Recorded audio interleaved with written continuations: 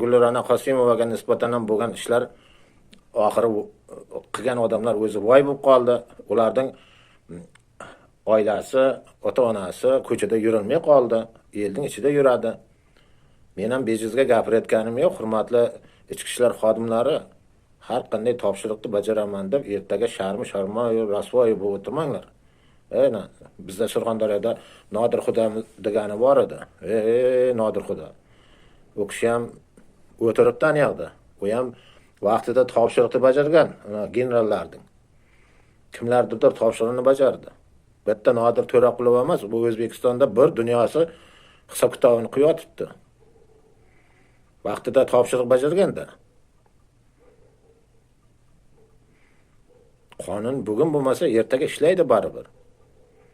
Qing'ir ishning qiyig'i 40 yilda chiqadi deydi. Chiqyapti-ku. Mana jadidchi bobolarimiz oqlanyapti. Assalomu alaykum hurmatli vatandoshlar. Akmal Norqobilov Sho'rchi tumanidan. Arslan bir to'da shoxollar bilan jang qiladi-da, yarador bo'ladi. Orqaga chekinadi-da, yarasi bitguncha, o'ziga kuch-quvvat yetguncha orqaga chekinadi. Kuch yig'ib olgandan keyin shoxollarni bitta sekin hisob-kitobini chiqarib boshlaydi. Mana keysa bobolarimiz, momolarimiz ertak qilib aytib berardi.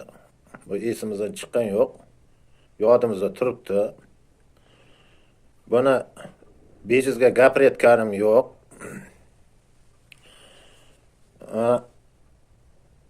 Gulrona Qosimova degan singlimiz o'zbek ayollarning marti. Arslan ayolda endi.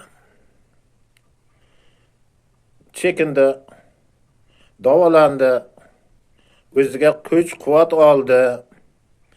Sekin hamla qilib boshladi. Tap-paytib Furqat tumanining ichki ishlar bo'limining boshlig'i bilan uning o'rinbosari qarsillab turib, reshtkani ortiga kirdi. Sud qarori bilan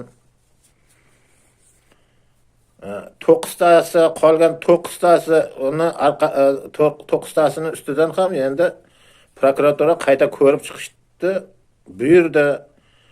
Ona Gulrona Qosimova qilgan yo'q ona sud degan idoramiz bor, odil sudlovlarni amalga oshirib turadigan. Prokuraturaga tergovga qayta ko'rib chiqasan dedi. Aslida-ku o'zi boshlig'ini-ku o'rinbosari bilan 15 yildan berib qolganiga 10 yildan qarsilat urib yurganda yaxshi bo'lardi, umuman.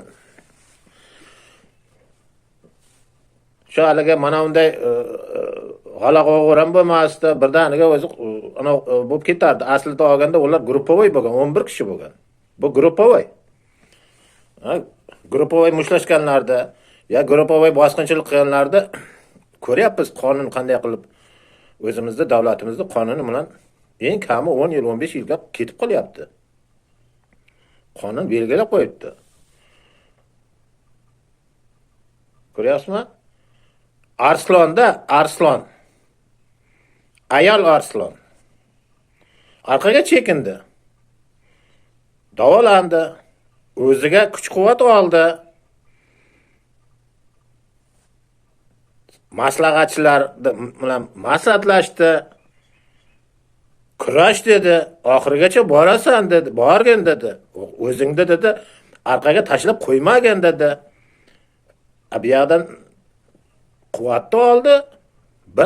Bir hamla qildi. Nima bo'ldi? Ikkitali ichki ishlar boshqarmasi bo'lim boshlig'i bilan tap-paytib reshtkani ortiga kirdi. Endi bo'lsa ichki ishlar tuzilmasi abgarligini qarang, abgarligini. Bir yoqdan trollarni harakat qildiryapti, bir qarasang unisi, bir qarasak ularga xizmat qiladiganlardan o'qilyapti. Hammasi mot bo'lyapti. Arslan ayolning oldiga ikkita, uchta Arslan bloger bordi. Ko'maklashgan. Ular ham o Arslan yigitlar. O'zbek o'g'lonlari da to'xta dedi. Arslonimizni bir himoya qilmaymizmi dedi. Rahmat. Mana shu yigitlarga tarbiyalagan ota-onasiga rahmat. Qo'ltig'ini tagiga oldi, to'xta dedi. O'zbek ayoli bu. O'zbek ayoli.